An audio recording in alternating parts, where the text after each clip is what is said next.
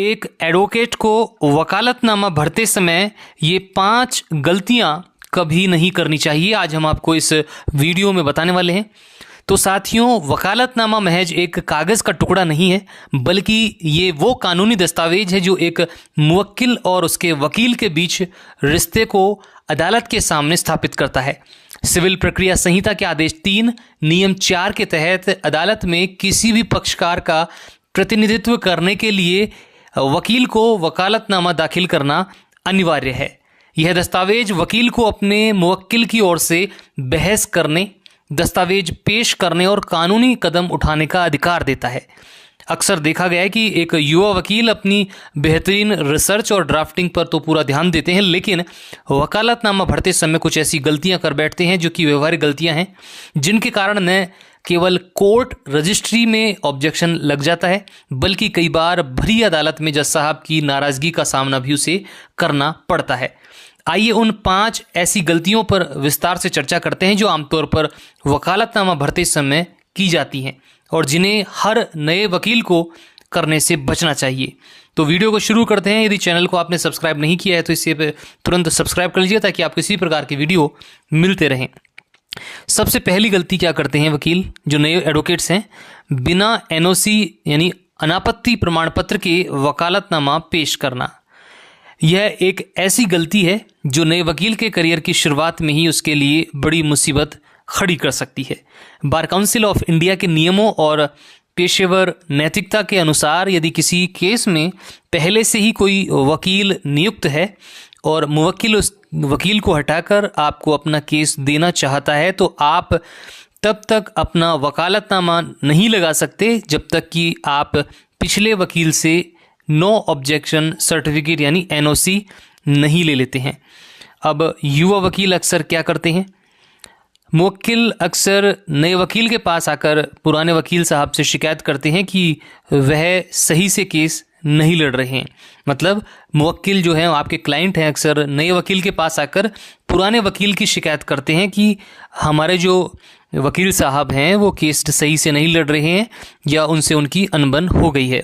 उत्साह में आकर जो नए एडवोकेट्स हैं बिना सोचे समझे अपना वकालतनामा कोर्ट में पेश कर देते हैं। ये अक्सर गलती करते हैं। इसका परिणाम क्या हो सकता है? जब पुराना वकील कोर्ट में आता है और आपत्ति जताता है तो न्यायाधीश महोदय नए वकील को कड़ी फटकार लगा सकते हैं। इससे कोर्ट में आपकी छवि एक ऐसे वकील की बनती है जिसे बार काउंसिल के नियमों की जानकारी नहीं है। उदाहरण से समझ लेते हैं। मान लीजिए श्रीमान कै का कोई ज़मीन का विवाद चल रहा है। उनके पुराने वकील, उनका नाम है कै आपके पास आते हैं और कहते हैं कि आप उनका केस लड़ें। आपको सबसे पहले कैसे कहना होगा कि वह पुराने वकील साहब जो खे हैं उनसे एनओसी लेकर आइए, उसके बाद मैं वकालतनामा पेश करूंगा। या फिर वकालतनामा के पीछे अगले से पुराने वकील साहब के उनके हस्ताक्षर भी आपको लेकर आने हैं। एनओसी लेकर केस से हटाने में आपको कोई आपत्ति नहीं है, आप यह इस प्रकार से कह सकते हैं। इसका समाधान क्या है? हमेशा मुवक्किल से पूछें कि क्या इस केस में पहले कोई वकील था।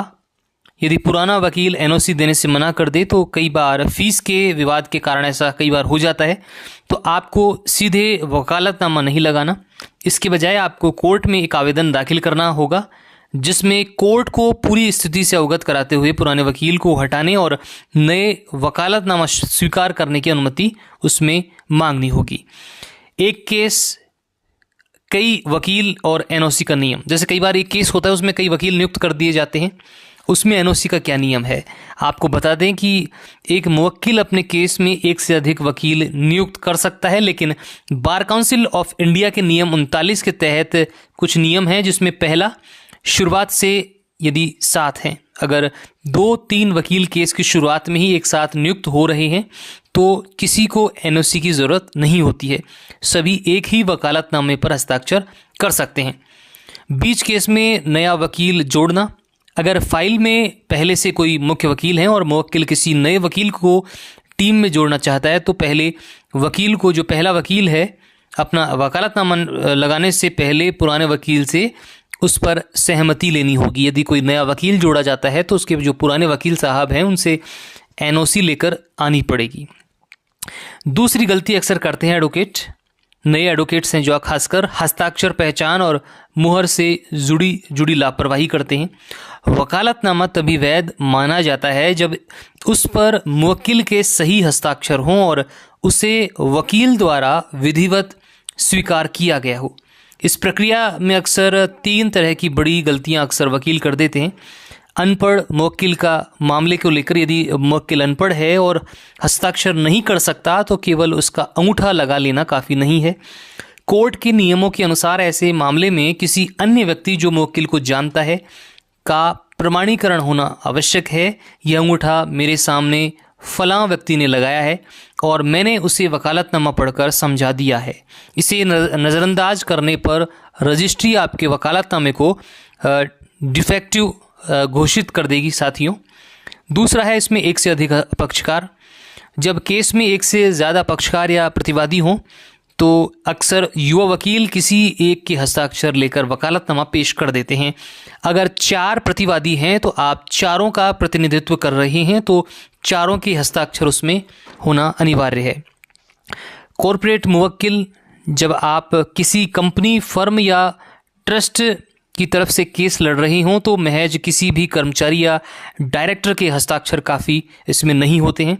उदाहरण से समझाते हैं कि जब XYZ, मान लीजिए प्राइवेट लिमिटेड कंपनी है, उसकी तरफ से केस दाखिल आप कर रहे हैं तो कंपनी के मैनेजर ने वकालतनामे पर साइन कर दिए हैं।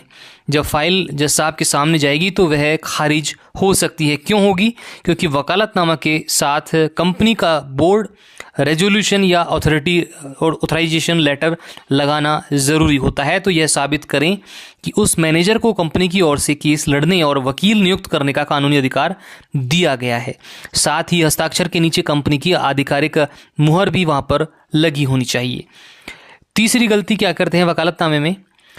छपे हुए क्लॉज को बिना पढ़े जस का तस छोड़ देना। आजकल कोर्ट के बाहर टाइपराइटर या स्टेशनरी की दुकान पर वकालतनामा के प्रिंटेड फॉर्म मिल जाते हैं।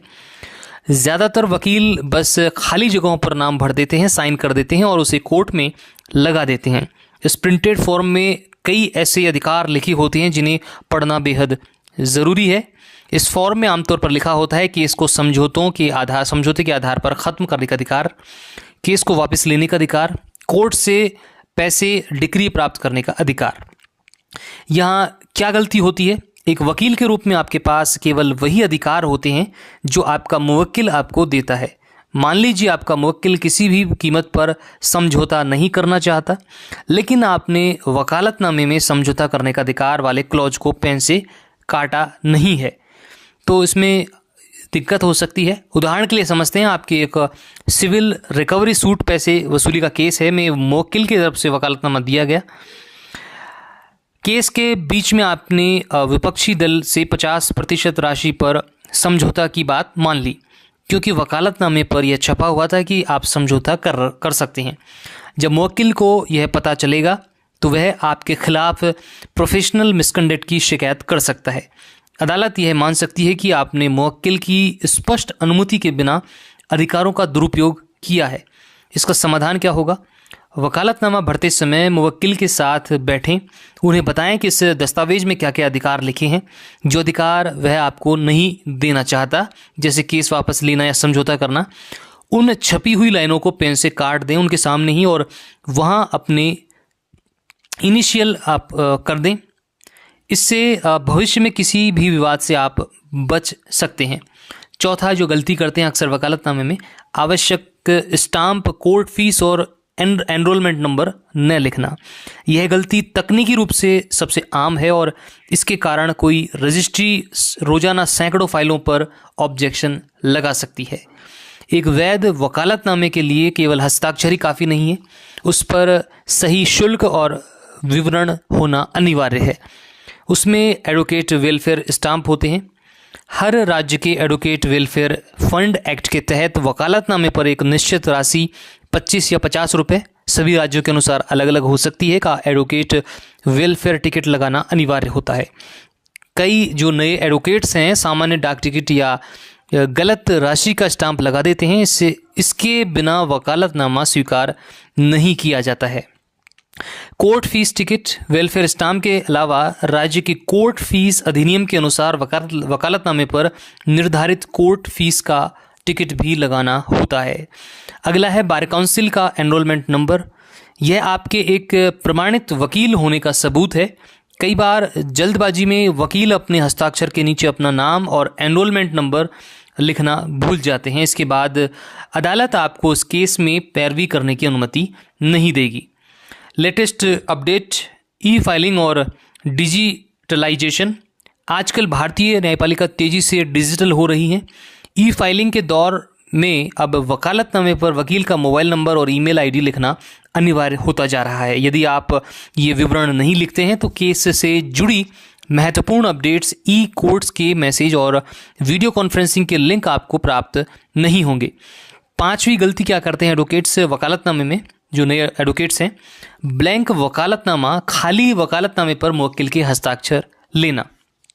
यह कानूनी पेशे की सबसे खतरनाक अनैतिक प्रथाओं में से एक है जिसे कई वकील अपनी सुविधा के लिए अपनाते हैं, लेकिन यह नए वकील के लिए एक बहुत बड़ा जाल बन सकता है। इसमें गलती क्या है? कई बार वकील मुवक्किल से ऐसे वकालतनामे पर हस्ताक्षर करवा लेते हैं जिसमें न तो कोर्ट का नाम लिखा होता है, न केस का विवरण, और न ही तारीख होती है। उसका तर्क होता है कि अभी साइन कर दो, बाकी की डिटेल मैं बाद में अपने ऑफिस में भर लूँगा। इसके गंभीर परिणाम हो सकते हैं। कौन कौन से परिणाम हो सकते हैं इसमें? मुवक्किल का विश्वास टूटना। अगर भविष्य में मुवक्किल के साथ आपका कोई विवाद होता है तो वह यह आरोप लगा सकता है कि आपने उससे खाली कागज पर धोखे से साइन लिए थे और उसका गलत इस्तेमाल आपने किया है। धोखाधड़ी का खतरा इसमें रहता है। यदि वह खाली वकालतनामा आपके ऑफिस से कहीं गुम हो गया, किसी गलत व्यक्ति के हाथ लग गया, तो उसका इस्तेमाल किसी अन्य केस में किया जा सकता है जिसकी पूरी जिम्मेदारी आपके ऊपर रहेगी। अदालत की नाराजगी।